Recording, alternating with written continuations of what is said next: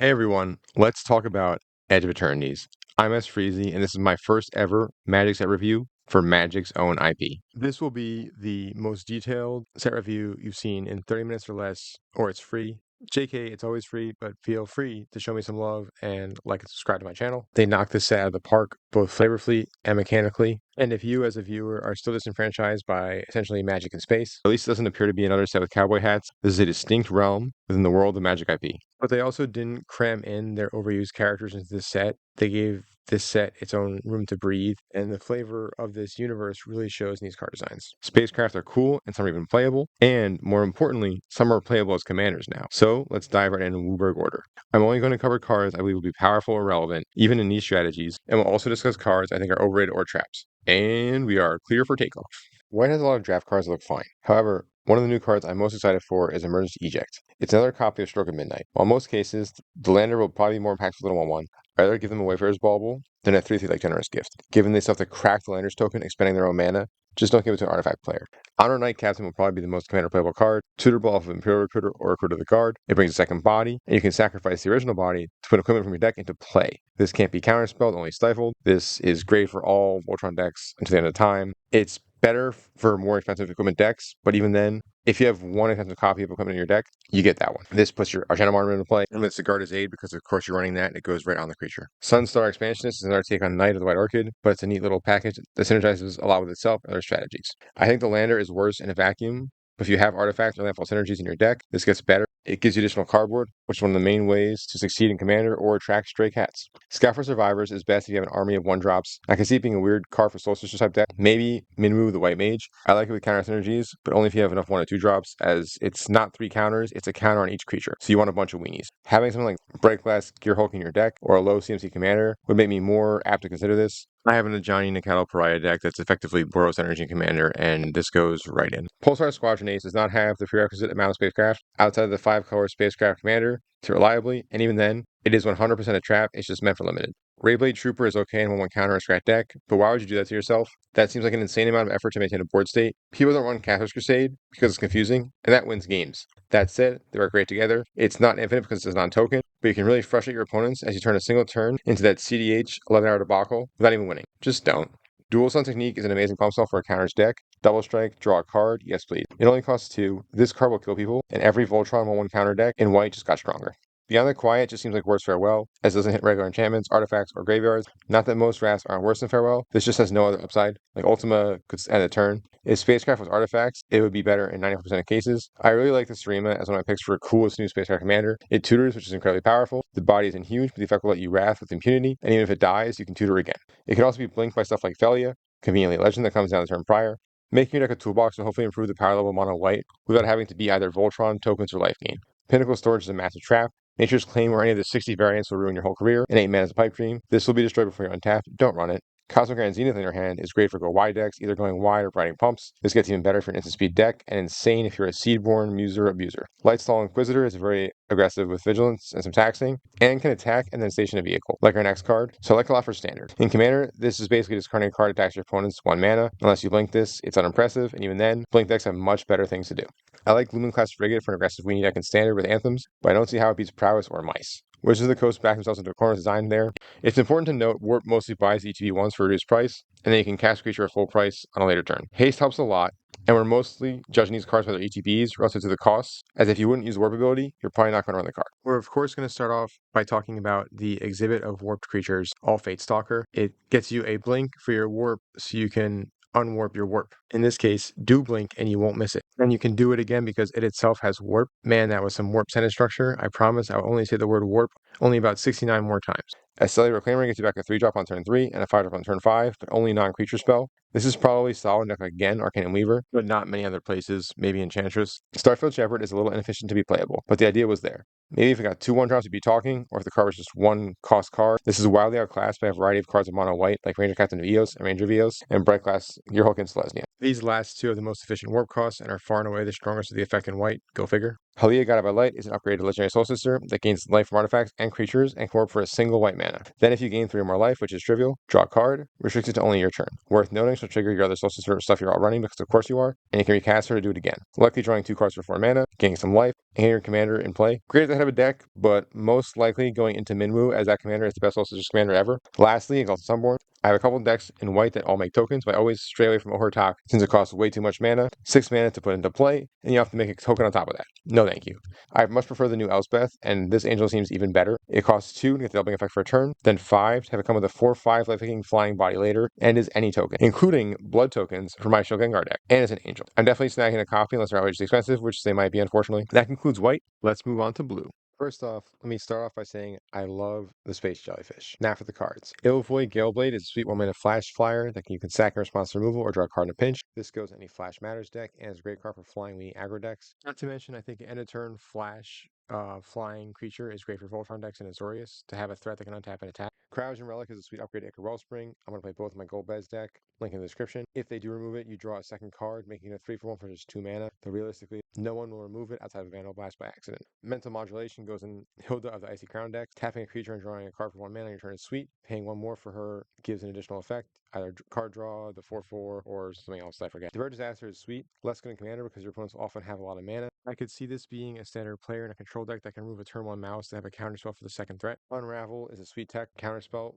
for things like Warp, Cost Reduction, Casting for Free, Cascade, Discover, and more. This hits more than you think it does. The downside is it costs 3 mana, which is pretty steep, but for 1 additional blue you get Cryptic Command. I would not play this outside of in Commander. And even there are much better 2-for-1 counterspells. Uthro's Psionicist seems absolutely insane in any second spell matters deck, or it's just a cost reduction piece in a deck that wants to double spells. If you play it, then second spell immediately effectively costs 1 blue pip because you get the refund back of 2 mana. Cerebral Download is a massive card selection, followed by draw 3 for 5 mana artifact decks. This definitely goes in all your artifact decks. This probably goes in Gold Bez when I find room. Steel Swarm Operator is a flying artifact dork, so artifact decks get under toy and blue. Atomic Microsizer seems great in Voltron decks to equip a creature who is not the commander, to make your commander unblockable. Scour for Scrap is clunky at 4 mana, but instant speed helps a lot, getting the best artifact from your graveyard and deck to hand. If your deck has combos to artifacts, it seems more than good. It seems amazing. Decks will definitely want this, but unless you really want this, you don't want this. Ilvoid Infiltrator is a sweet card design for double spell matters. Drawing additional cards to make sure you can double spell. It's going straight into my Eshki deck because it's just like a second Eshki. Pretty much always unblockable and draws a card. It's pretty sweet. Consult the Star Charts is insanely good. It's every simic player's wet dream and I hate it, but in all seriousness, this is a playable early game card and extremely efficient late game to dig for specific cards in combo or control decks. I think this one even gets adopted in modern control decks as it seems like almost strictly better in Memory Deluge. People were running Deluge for a while, but it just seems very slow. This has the option to be cast at 2 mana where that's only a 4 mana spell. Deluge had the 7 mana flashback, but that's not realistic in modern. Like you don't get that high in mana unless you're already winning the game. But kicking this for 4 and still seeing 7 to 10 cards while leaving mana open is realistic. Starfield Vocalist is not really interesting, but definitely powerful blink decks. But really, how many Pentamonicons do we need? I love the M&M Jellyfish. Yes, that's how it's pronounced. I'm 99% positive. They can finally ban Urza to reduce the average game length of the entire form by 30%. And this card is still very powerful and very interesting, but not having to shuffle every turn really helps. Synthesizer Lab Ship is the blue spacecraft that can see play in modern. It's a sweet 1 mana spacecraft that becomes relevant at 2 station, which is early enough that it could be playable. The earlier station can align, the better the vehicle will be, and this is the best in the main set. It even gives the option to crew with the creature you create. Its payoff isn't insane, which keeps it balanced, but this is one of the only ones I feel could be 6-card playable, particularly in the Emery, Saga, Tameo decks in Modern, as even with Station 2, it gives you chip damage, and Saga tokens can station this to 9+ easily, and then you get a flying, vigilance, attacker, and blocker. That still also gives you the ability to make your clue tokens into 2/2 attackers as well. I don't see it working as well in Standard because of their rodent problem, though perhaps flavorfully, the spacecraft cannot deal with mice. Pests are a serious issue that get worse in tight spaces. The fact that people are not immediately thumbs downing Wealth Waking is beyond me. That card is a trap and a half. It's like rubbing a raw steak over your pants and teabagging a shark tank. You wouldn't ever do this. You must be out of your mind, or maybe you wanted to be a eunuch all along. Quantum Riddler isn't a trap, but I think people are higher on it than they should be. I think the draw card on Warp is fine, but realistically, it's not doing much the first time it comes out. You're just cycling for 2 mana, and then when you have it later on, it will draw you a single card, and then the bonus won't really help you that much because you're already drawn cards, so you're unlucky to have only 1 card in hand. I think Oculus exists, and it's just better. But in Modern, the main Blink deck is also base black-white. There's an Esper version, but the deck draws cards on its own. In Frog, for sure, I would just play Oculus. It just does more. And then in Orzhov, I would play Overlord, maybe like 1 or 2 of these, but not 4 for sure. Starwinder is so much better than the Blue Mythics, drawing tons of cards, being a 7/7 itself, and the most pushed coastal piracy effect we've seen in a while. Also a fun animator target. If you drop Psychosis Crawler and then this, you'll murder the whole table. Alright, now for black, my favorite color Magic. Atlas Evangel grows a ton and would for sure pair nice to commanders like Bartolome del Presidio and the new Orzhov 2-drop from the set. Any Aristocrats deck that wants to go tall will appreciate this, including things like Grakmaw, Skyclave Ravager, that wants to see things with tokens die and also sacrifice things and make 1/1 counters and have tokens. Vote Out being a convocable kill spell is solid for Aristocrat and token strategies, and it's a nice flavorful nod to Among Us, so it gets my approval. Umbral Collar Zealot is a free sack outlet that surveils and has an additional point of toughness over Viscera Seer. I like it a lot. And Aristocrats decks will always need their sack outlets. This one has a nicer payoff than most of the cheap ones. Timeline Color having haste makes the warp that much better. You do pay 2 life, which could be an upside in modern day shadow decks. I'll probably put a copy in my Gix deck. Not to mention the life payment works well with Font of Agony's my pet card. This will probably be at the helm of a black X aggro deck in standard, as it is extremely sticky if not removed by exile base removal. Hulk Carver may be nice for decks trying to achieve Delirium as it trades up for 1 mana since it has Death Touch and it's an artifact creature. One of my friends has a Remo deck and this triggers the birds for 1 mana. Temporal Dimension is a trap, don't run it. 3 mana for Thoughtseize is bad, and having to warp to make this playable does not in fact make it playable in standard. And obviously this effect is bad in Commander outside of a Turgid deck, but if you play Turgid, you have no gods and I can't help you. Dubious Delicacy is a food, so it has synergy with cards that care about that, but seems very inefficient for what it does. I would not run it in my Ygritte deck, which is primarily a food creature-based combo deck, but maybe there is a deck that wants this, I just don't know it. Hymn of the Faller is absolute gasoline. Permanence in the battlefield is easy, even non-land ones, and Night Whisperer, but you surveil first and lose 1 less life, is extremely mana-efficient card draw. It's possible Commander has moved away from the need for cards like this, but if you feel it hasn't, jam this in your decks. Even the Floral Surveil 1 and draw card isn't bad, though for sure you're putting this in Reanimator and Aristocrat strategies to make sure you get the 2 card draws and a Surveil trigger, which again puts you like so far ahead in the early game. Void Count, something as simple as a treasure token. It's not Revolt, but it sure is easy to trigger. Mono Sentry is a very aggressive stat line. 1 toughness keeps it in check though, but wow does it slap. LOG Ecolite makes bodies, gains life on attack, and draws cards, all for just 4 mana. This is a great value piece for black aggro decks or even mid-range and Commander, doing a great Gix impersonation, but only for you, and it gives you blockers on ends if they kill your stuff. This is going straight into my Gix deck, and I would encourage any aggro player to try this card out if you're in black. This seems really freaking good. Maybe I'm not seeing why it's good, but Sunset Saboteur seems like a trap. It's a 4/1. It's got menace, so it's hard to block, but you also pump your opponent's creature when you attack. It just seems like a lot going on to not really accomplish that much. Maybe there's like a 4 power aggro deck in standard, but that seems kind of silly because like any 1 sweeper and your entire career is over. This is the one true dud in the set to me. It feels like they just put abilities on the wall and threw darts at it to make this card. It just doesn't make sense. Requiem Monolith is going right in my Interrupter Perfect Hybrid deck, but it has tons of other applications and can let you bully people in combat or can outright win the game with things that do tons of damage, like the new Dreadnought. 0-point Ballad seems good in decks with Massive Threats that will survive, in which case Deluge is probably still better, but this can be a second copy.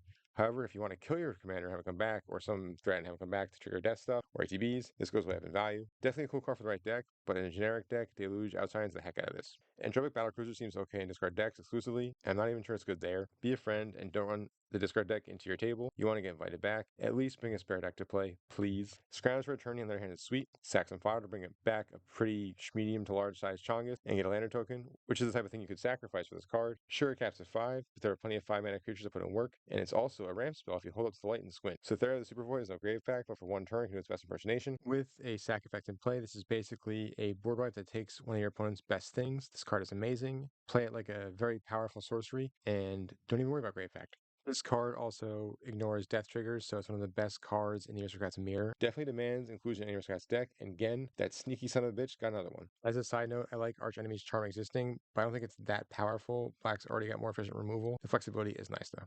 Alfariel, Stone Chosen, doesn't seem very good or interesting. Run of damage doublers, you'll never kill anybody, only make them mad at you. Sure, War, discard a card at randoms is a pretty good incentive to not remove it, but they still will. And even if they don't, blocking it stops you cold and gives you a mortal enemy for the rest of the game. Yes, you've halved their life total, but your commander now costs 7 and you've accomplished very little to actually win the game. You've just pissed someone off. This doesn't seem fun for really anybody because if it's your commander, they'll remove it. And across from you, they're not going to be happy that you did this to them. You troll 1 player and then probably lose. Like, good job. All the half your opponent's selectable cards are generally flashy but bad. Zoo, if it Osteo Harmonist can make a sweet vanilla rain emitter deck and goes great with cards like Death Shadow and Phyrexian Dreadnought. I made Proxy List to test this. I feel like it's got legs. Having a commander that taps to reanimate without finale counter seems pretty busted, even if the creature loses abilities. You just gotta run things with drawbacks that are massive. That's not a bug, that's a feature, and this is the commander I'm most excited to build from the set by a mile. Building around drawbacks really scratches that itch when you don't have any Neosporin, but if you have a physical itch, maybe consult your doctor. I just cook burgers and play Magic. Though if you do have an itch, that skin is probably red, which is coincidentally our next color. In this set, red got a lot of sacrificing artifacts and landfall themed cards. I really like weapons manufacturing. It seems sweet. Munitions tokens on all your artifacts, combos with Arcbound Ravager, or anything that can eat artifacts for tons of damage.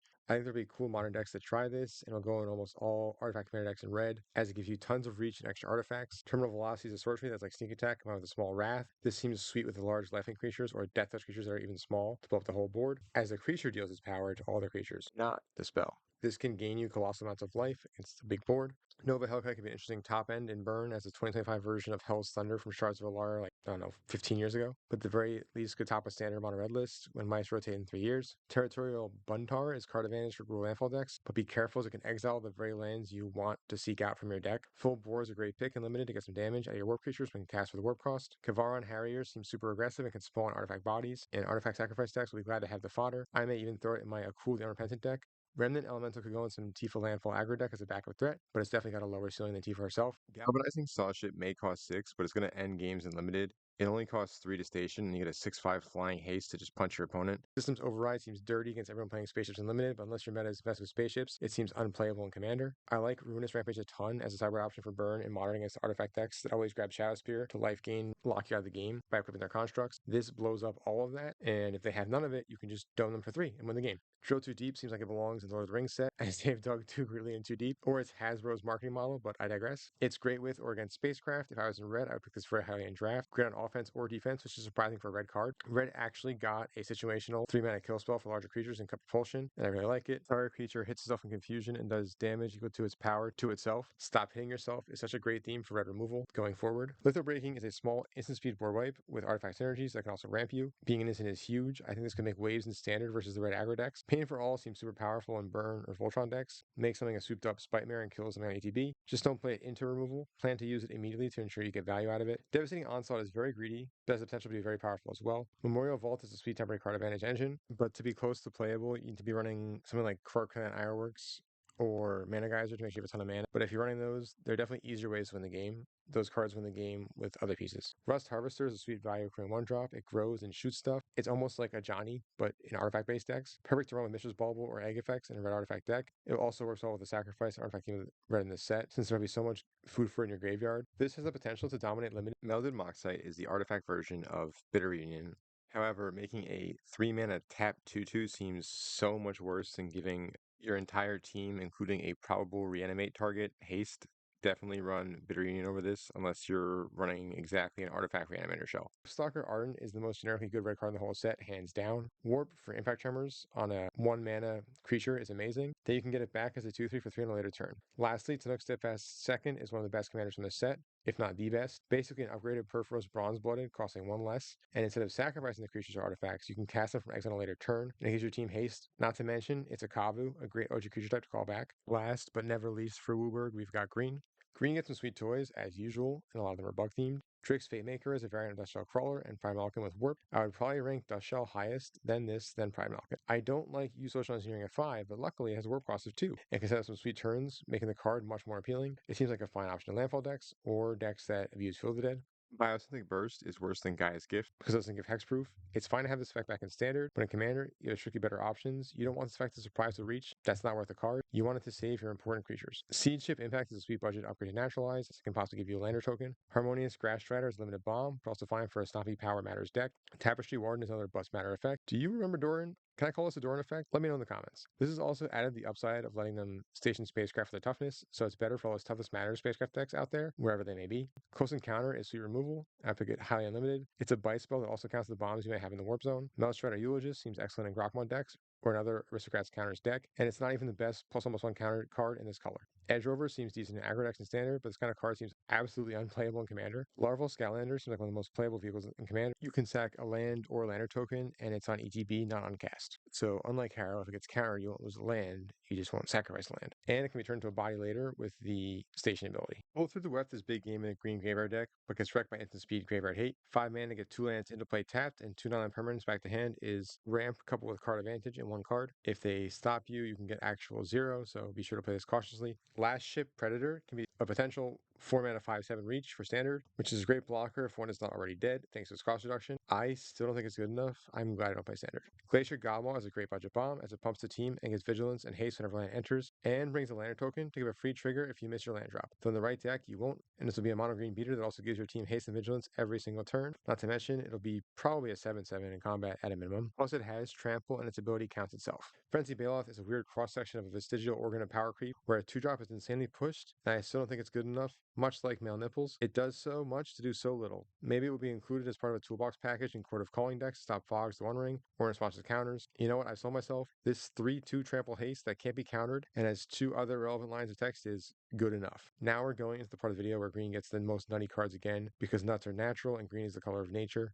Duh. Terra Symbiosis is certifiably insane in decks that place a lot of counters at once. I have like 3 decks that want this. Draw cards the number of counters you put once each turn, not even just yours. Who approved this bullshit? I absolutely love it. Let me shake your hand, you fine sir or madam. Bioengineered Future is less powerful, but the floor is it creates a Lantern token. But I do think this is mostly a trap, as this could just be Ornreath the Vastwood on a land, which will save you a card slot to run Terra Symbiosis, since your decks that put counters on creatures will want much more creatures than enchantments. Mightform Harmonizer makes anything Tifa, and Go Insanely Tall but Anywhere is an insane ability for level decks to have, especially since it can be warped in for 3 mana. All these powerful one-shot warp abilities are cementing the idea you cannot tap out in 2025, just don't do it. It's the opposite of Nike. Sedge class Seed Ship honestly looks like a trap. I prefer the Summoner's Grimoire and other cheaty face effects, unless your deck is so full of big Chongies. You can spend 3 mana and not swing with a 7-drop to cast a 7-drop. This feels like taking extra steps for no reason, and if it gets removed for your combat, you time walk yourself. Let it be said that on page 1 of 1 of the Green Player Bible, for it is written, if thou carest to cast a big creature, thou shalt cast the big creature. Care thou not for the blue players or the white players holding out their counter spells or removal. Slam that fatty boom batty,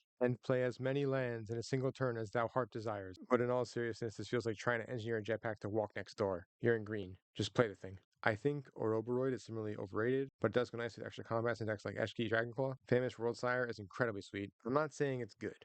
I'm saying it's exciting. I love this kind of wild ride design. Yes, it costs 8 mana, but it's got Ward 3. And when it ETBs, you sack as many lands as you want. It gets Devour 3 for lands, so it comes in with 3 times that 1/1 counters. And then when it ETBs, you look at your top X cards or X's power, which is 3 times the number of lands you sacrifice, to put any lands from among that into play. This card is a wild ride. Is it eating a planet? It can eat my wallet. This card is amazing. You'll have crazy Valakut and Dryad of Leasing Grove shenanigans, and I can't wait. It also goes so hard with Spelunking type effects and the previously mentioned Terra Symbiosis to draw so many cards. Ice Explorer is definitely the safer and more competitive best card in green, as it just does everything he wants to do with lands in his graveyard. It's exploration on Ramanap Explorer, and it survives both for some reason. And when lands ETB, you mill to fuel itself even further. And then there's Loading Zone, the other best warp card. Branching Evolution, but better. Counting creatures, lands, and spacecrafts because of the set. Giving double counters for a single mana for a turn, then for 4 mana later. But that one turn for a single green, maybe the turn you win the game. Now for the multicolored cards, including a lot of cool commanders. But thankfully, not an insane amount. It looks like Wizards finally heard that not everything has to be commander criticism and took it to heart. I don't see why people are excited for Space Time Anomaly. Even with setup to make the card a combo, it still only kills one opponent. And if people know this in your deck, they're going to bum rush you every game. And without increasing your life total, this won't do anything. Somebody alert Admiral Akmar because it's a trap. Pinnacle Emissary is a sweet value warp piece for artifact decks in Commander and even Modern. The hybrid warp cost makes it easy to cast. Since Modern has as many as 8 legal Moxen and a ton of decks nowadays, this can make tons of tokens as early as turn 1.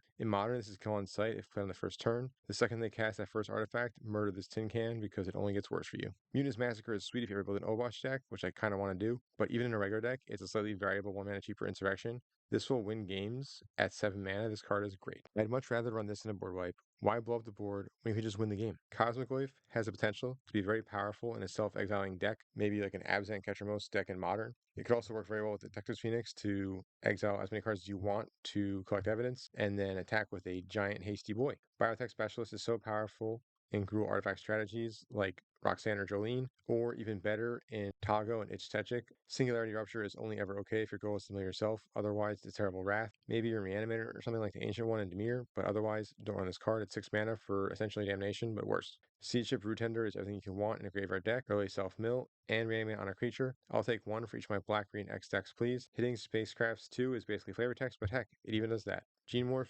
Imago changes base power of creatures on landfall, so it goes right in my Tanazir Quandrix deck, as tons of things have landfall triggers to add counters, which will further buff the creatures since it changes their base power, not their total power. The counters will still go on top of the base power change. Now for commanders. Ragos, Deaf Gastronaut is a lobster with some kooky combos, and even kookier claws. This Prawn Professional is like an artifact version of Yigra. This commander is going to put in work and make some interesting decks initially that will likely evolve into infinite combo loops. Sammy, Wildcat Captain, has kind of meh stats for a 6-drop, even though it does have double strike and vigilance. What's more important, it gives all your spells affinity for artifacts, which is insane. This is going to devolve into Artifact Storm. I could have sworn I was talking about Izzet, but these are both Boros commanders. Definitely both very scary, but boy am I glad it wasn't just another equipment deck. Sir Vonum is Orzhov for a sweet low CMC commander. Great for aristocrats aggro decks, as vigilance means you can play with defense as well. Though for aristocrats, I kind of want the sack effect to be in the command zone. Tinook Memorial Ensign is just uncommon but super powerful. Definitely under the radar powerful, but this commander will win games, drawing cards, and dealing damage off landfall. This is everything a Gruul budget deck could ever need in a commander, and I love Kabus. Halia Ascendant Cadet is a much worse version of Kutzil Malamet Exemplar, though that card is OP as a commander or 99. But really, all the uncommon past versions of the rare commanders in this set are bad, except for Tinook. 3-drop Luminemnon is okay, but the rest are very underpowered. The 5-color Spacecraft Commander is there, since Wizards is contractually obligated to print one, if that's what you want to do. But personally, I would not devote my money to craft a 5-color mana base, which would be super expensive, just to have a very underpowered theme. This is a powerful attack trigger, but you have to get there first with Station. This could just be Nimizet Reborn, which ETBs and draws you up to like 7 cards, and suddenly it's a much better, more exciting deck to build and to play. Diadrine the Amalgam would have been a great commander 3 years ago, but feels way too slow for how blistering commander can be nowadays. You're taking away 2 power off board to get a 2-power chump blocker and draw a card. This feels like trying to dirtle in Selesnya counters, which makes no sense, as this is the strategy that wants to send some big chonkies into the red zone. Of the vehicle commanders, Hearthhold World Seed's the most interesting, as like a Lord Windgrace that cannot be attacked. It becomes relevant at Station 2, which could happen immediately. If you play it on turn 5, you can activate it immediately. And then at Station 8, the body is also very impressive, though I don't think you want to do that. You just want to keep using the card draw ability. Then Station 8, when you draw your Zern Orb to win the game that turn. Zern Orb, Ashaya, and World Shaper will just go infinite, and Ashaya will easily get you to Station 8 by yourself. Zarl seems outclassed by Mazarek, but that's probably okay as Mazarek is busted. This seems fine. I prefer the Hearthhold, it's more interesting to me. This is just kind of like sacrifice things, pump something to kill someone. Definitely effective, but we've seen it before. Kylo Apogee Mind has so many combos, but to me it's like not that exciting, but for some people it definitely is. You can definitely run in Spirit as the de facto spacecraft commander, but clogging a deck full of spacecraft will probably make it worse. You need creatures to station the spacecrafts. Though once you do station one, you can use that to station the others and kind of make a meme thing, but I don't think it's very powerful. Now for the colorless cards. New Tezzera may be insane and modern, possibly getting Amulet for Titan, but a commander can get Soul Ring and even Ultimate the first turn he's active. You can just play artifacts to add ability counters, though realistically, you're playing this as a tutor. You can grab Sensei's Divining Top for the 8th Flux combo if you're in black, or Soul Ring for Hullbreaker Horror if you're in blue. And in modern, it grabs Blade of the Blood Chief for the Brood Scale combo deck.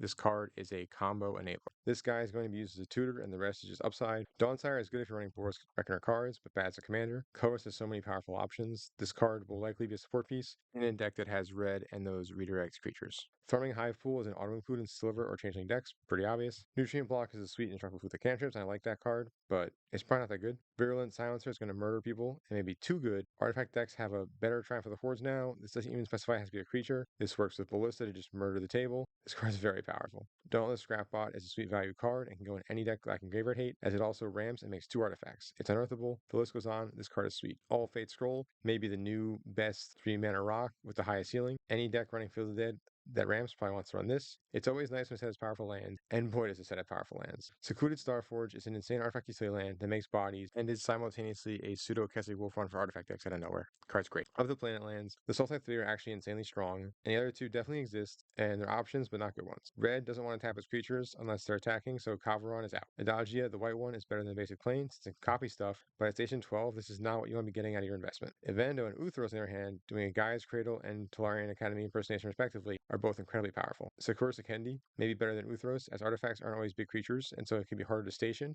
but a deck running black with big sacrifice targets will also have high power creatures to more easily station the land. That said, the green is by far the best. It's tutorable, they have the biggest creatures. Lands are green's forte. And the red is the worst, the white's the second worst. That concludes my breakneck pace review of all the relevant cards as Eternities. If it wasn't 30 minutes, congratulations, free. If it's under 30 minutes, it's still free, but please feel free to like and subscribe to my channel. If you like this video and want more content, check out some of my stuff here, including deep dive deck techs for commanders mentioned in the video. I'll be back soon with that Zoo If It deck tech for you for the new set. In the meantime, please enjoy this new set in the Magic universe, stay frosty out there, and keep on brewing.